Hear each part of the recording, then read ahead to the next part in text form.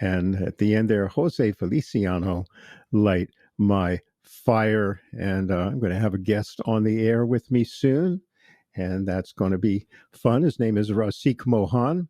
He is a monk in the Bhakti tradition. I'm going to play a little music in the spirit of Rasik Mohan, and we're going to come in after that on the mic together and talk some story here on Manao Radio.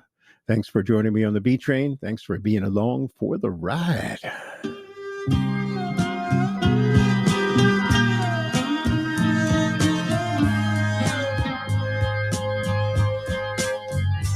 Govindam Adipurusham Tamaham Bhajami Govindam Adipurusham Tamaham Bhajami Govindam Adipurusham Tamaham Bhajami. This is Dr. B, and you're tuned to the B Train. And I have the joy of a guest this morning, and his name is Rasik Mohan, and he is a monk in the Bhakti tradition and has a lot of interesting things going. He happens to be on Maui, so we grabbed the opportunity, carpe diem, to have Rasik here in the studio and to share with you some of what he's doing around the world. The world is shaking, and it's helpful to have. It's an understatement to say it's helpful to have other perspectives, but it seems to me if the world's going to change, consciousness needs to change, and I think that's what Rasik is all about. But he'll say more about that. So, welcome, Rasik. Hey. Thank you so much for having me on, Dr. B, and aloha. So please share a little bit about your passions, and what gets you up in the morning and keeps you going all day. Great. Yeah. I grew up in a Bhakti community in California, a beautiful community, and I met my teacher, my guru there when I was 9, Srimad Bhaktivedanta Narayan Goswami Maharaj, a dear friend of Srila Bhaktivedanta Swami Prabhupada. We heard that beautiful recording, the Govinda song by his disciple. So I met him when I was 9, and since then I've almost, you could say, been on a continual quest back and forth to India. And so I lived there as a monk for 16 years, and amazing experiences there. So I could share a few of those experiences. I wanted to ask you, so when you met your teacher, you were just 9 years old. Did you feel a spark then or something then? Or would you remember that meeting? He was such an amazing personality, and I would say he is. And I received that initiation in the Bhakti tradition at 9 and at 10, and he wanted me to be a monk and serve his mission. And so I kind of grew up with that mood of trying to dedicate my life to his service and in that quest. And it's just really hard to put in words, even the presence of what you would say is a saintly person of the highest caliber. Yes. He was a sannyasin monk himself, traveling and teaching for 60 years at that time when he even visited us in California. So it was an amazing experience. Yeah. So you said 16 years you've spent in India. Yes. I went back and forth since the time I was 9. And when I graduated from school, then under his desire and his request, I stayed there since 2005 to 2020. And then it was in 2020 in June during the pandemic, actually, that we came back to America and started an ashram in New York. We have a 60-acre ashram we're developing now. And where I've heard that's in New York, meaning in New York State? Somewhere? It's in the Catskills, Lower Hudson Valley. And we also do outreach in New York City itself. Because it's very near, a couple hours maybe from New York City. Yeah, it's under 2 hours. Yeah. It's a commutable distance. Yeah. I myself lived in Finger Lakes, New York. Oh, another area. Kind of, upstate, and a beautiful part of New York as well. It's a very spiritual area. A lot of ashrams there and a lot of spiritual centers there. It has a very high, you could say, spiritual resonance. So there, and people somehow who want to create communities like that are attracted to that part of the world, of the United States mainland. Yeah. So let me be quiet right now and have you just share about what it is that you're really about, that has impelled you to live a different kind of life than the typical householder. In fact, very, very different. Yeah, maybe I'll share, you could say, a day in the life, because you asked me what gets me up in the morning, Sure, what keeps okay. me going. I'm all ears. It's a very magical experience. It's a life of dedication and introspection, a spiritual life. People don't know so much what it means. I mean, there's different kinds of monks, but for us in our bhakti tradition, it's not about, you could say, renouncing so much as dedicating our life to a higher calling and service. So I say, it's not about not loving anyone. It's about trying to love God and serve God and serve the world as well, Right. understanding that all people are part and parcel of God. Right. People think of monks as renunciates, but I think what you're saying is it's all about embracing and loving. Yes, it's not absolutely. about renouncing. Our mission is called Bhakta Bandhav, which is Sanskrit for friend to all. But actually, the Sanskrit comes from the idea of God being a friend to all and his devotees being the best friend of God. And then when we're the friend of God, we can love all. Understanding it's like we're all part of that tree of existence, you could say. And so all beings are part and parcel of that absolute truth. Yes. Yeah. I'm in. So So how does that play out? Yeah. I would say some of the highlights of the experience for me, growing up, it definitely takes time to get into a groove of, you could say, spirituality. It's, and that's why I think people take in this, they take things that are kind of shortcut routes. But the life of a renunciant, there's a lot of, you could say, rules and regulation, but it's all favorable towards our ultimate spiritual freedom. We say following a path of discipline leads to spiritual freedom.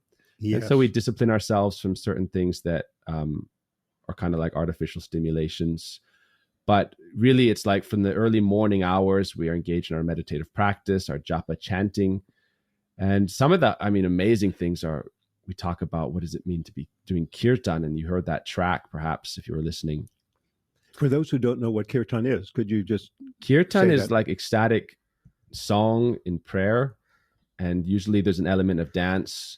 Mm-hmm. And so what I would do since I was a little kid, was we play these drums that you can actually dance with. So they're like, you have a strap around your neck and there's two sides, a low end and a high end.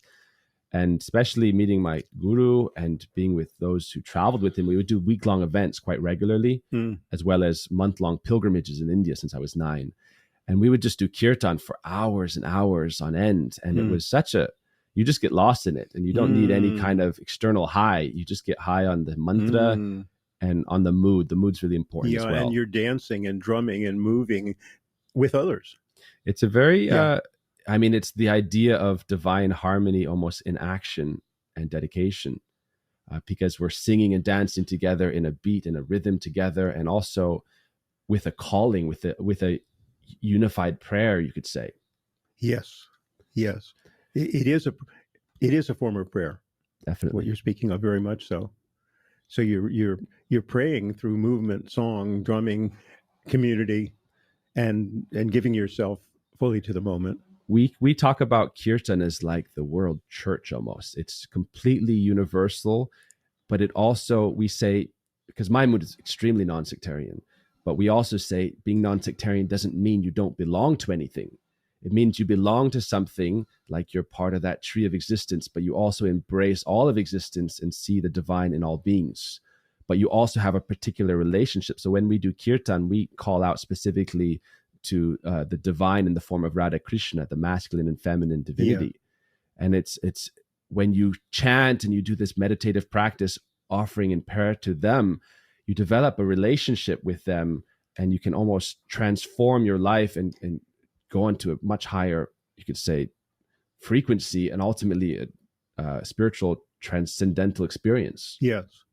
Well, as I experience you right here in this moment as very healthy. So it says to me, there's something about the lifestyle that you're living that, to my perception, the way you feel to me, is a very healthy one. At least for you, it certainly is. It's the important thing to understand, like mantra chanting and meditation does also help you on the physical level. We talk about getting to the root of all problems, and spiritual life helps harmonize all your material problems, the ultimate problem of samsara, suffering in material existence, is solved by this process of kirtan. And there's a lot of other things that go along with it, but kirtan is especially special for us. Yeah, I want to take a moment to let our audience know that I'm Dr. B. This is the B Train Show on Manao Radio, and I'm here with Rasik Mohan, who is a monk in the Bhakti tradition, talking a little story about his interesting life, his unique life, a lot different than many of us live. So a couple other things touch on really quick. What I really found attractive about living in an ashram in India, we had over 200 Westerners living there, as well as, people who live there from India. But it's very diverse culture, and it's beautiful to see people of all backgrounds and all nationalities. I mean, really, honestly, I have friends from all over the world, and we live together, or people, you could say, come on pilgrimage to our ashram and our holy places. And so to have that kind of experience was very profound. And then the activities we perform, we go on morning pilgrimages, we long, like you could say, walks barefoot in these holy places and bathing the holy rivers. Especially a big focus is hearing the spiritual discourses from saintly people, very learned sages. And we do that. That's part of our daily life as a monk, twice a day. And I also do a lot of work in publications. So since 2015, we've published 40 books in the Bhakti tradition. Have you written them? I've mostly done translation work, editing, compilation. I spent 5 years on a biography of my teacher, my guru.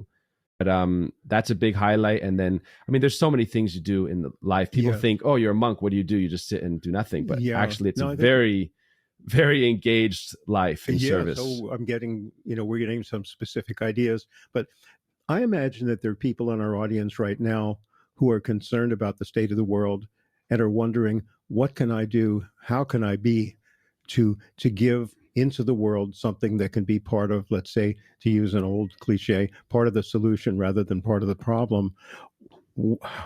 What would you most want people to hear in terms of perhaps changes or things they might embrace? Fantastic question. I've been thinking about that a lot myself, and I'm actually starting to do videos about what I call transcending the trend. I like that. Yeah.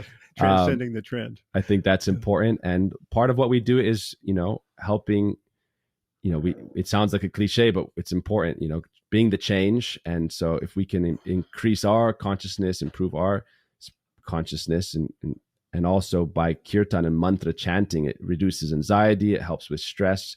I would recommend people chanting the Maha Mantra, especially if anyone wants to know that. It's Hare Krishna, Krishna Krishna, Hare Hare, Hare Rama, Rama Rama, Hare Hare. It's been shown in clinical studies by NCBI and other studies that it reduces stress and anxiety and depression. The Maha Mantra, just that Maha that Mantra. Specific one, they say even better than different just various sounds of Sanskrit words. Specifically, the Hare Krishna mantra, it's shown by the National Center for Biotechnology Information in a 2019 study. And there's been many studies, but this is a recent study that shows that the chanting of the Hare Krishna mantra reduces stress, anxiety. Yeah, what depression. A perfect example of healing through music.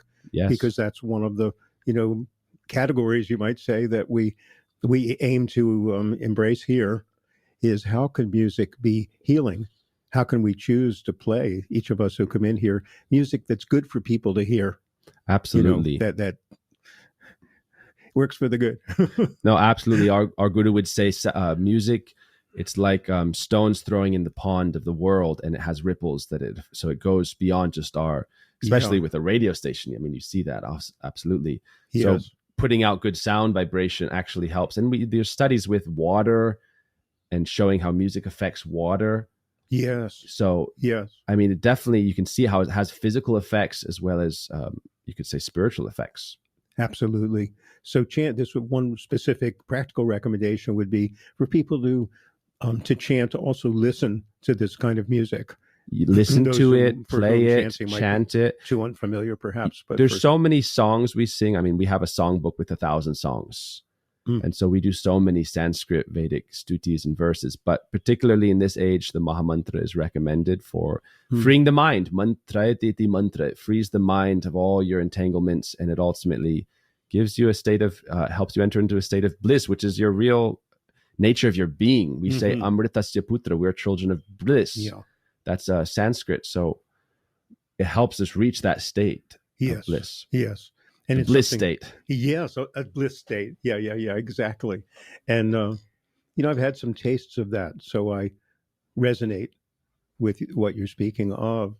And maybe we had played one cut from a CD that you brought just before we started talking, and perhaps as we conclude in the next couple of minutes or so, after that we can listen to something else from there. Fantastic. Great How about idea. That sounds great. Yeah, I'm with Rasik Mohan.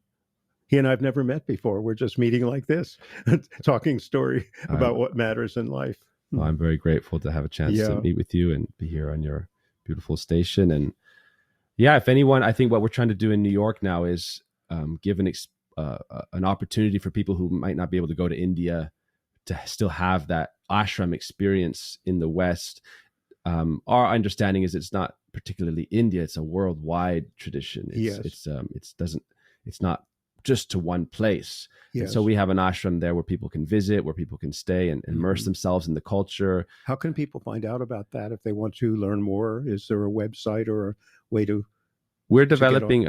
We have a website, bhakta.org, BHAKTA.org. Yes. That's for more the devotees, but we also have a website we're developing called servelove.com. Servelove.com. It's under development, but you can find us through that. I have a phone number also, 1-844 for Bhakti, BHAKTI, 1-844 for Bhakti. You can call that and get through to me or other people in our ashram. But, it's not just coming there to the ashram. We do a lot of, our mission statement is to serve you on your spiritual journey. I believe it's such an important thing to actually serve people, especially in spiritual organizations. Yeah.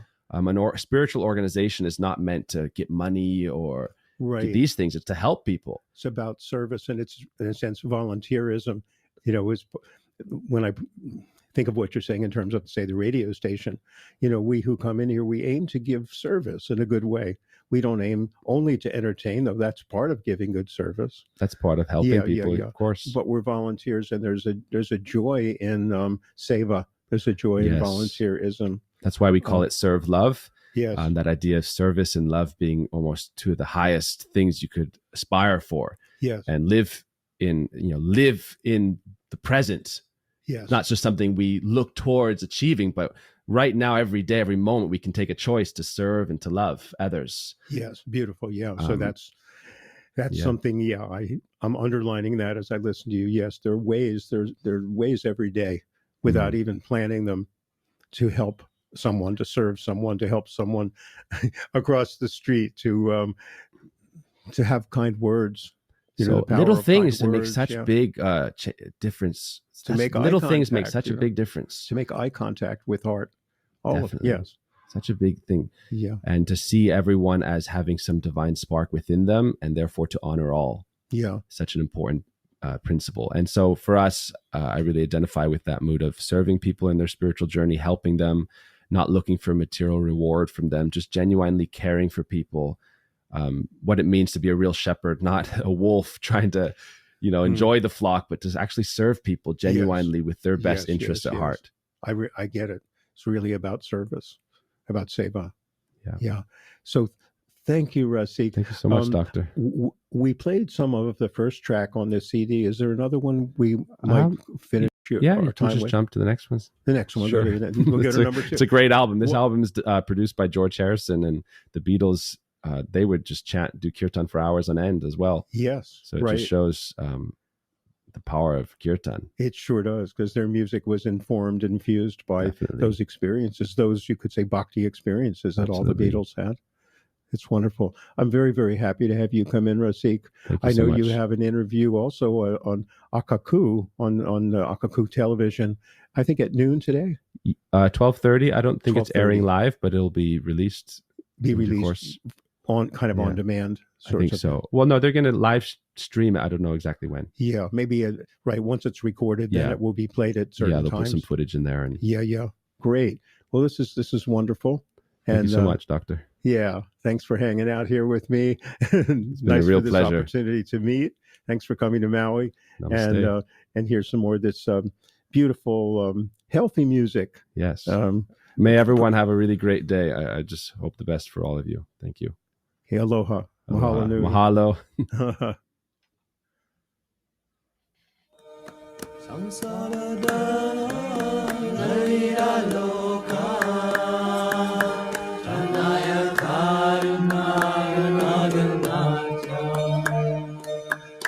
Tasya kayana gunanasya Vande Gurasri Charanavinda Mahaprabhu ki Tananita Gita Vaditramadyan Manasorasena Ramanchakanta Sutaranga Bhaju Vande Guru Sri Charanarvindam Samsara Dhamma Nanila Loka Naya Kaya Naganatya Bhaktasya Kaya Nagunanavasya Vande Guru Sri Charanarvindam Viradika Madhavyara Para Adhuya Leela Urupanana Pratikshana Svagana Lolo Pasya Vande Guru Sri Charanarvinda Samsara Dava Nanila Loka Naya Karuna Naganatya Akasya Kaya Nagunanamasya Vande Guru Sri Charanaravinda Asya Prasada Bhagavat Prasado Asya Prasada Namatika Topi Dayam Stubham Sasyaya Sastri Sangam Vande Guru Sri Charanarvindam Samsara Dhamma Nanila Loka Naya Karuna Ganatya Raptasya Kaya Nagunanavasya Vande Guru Sri Charanarvinda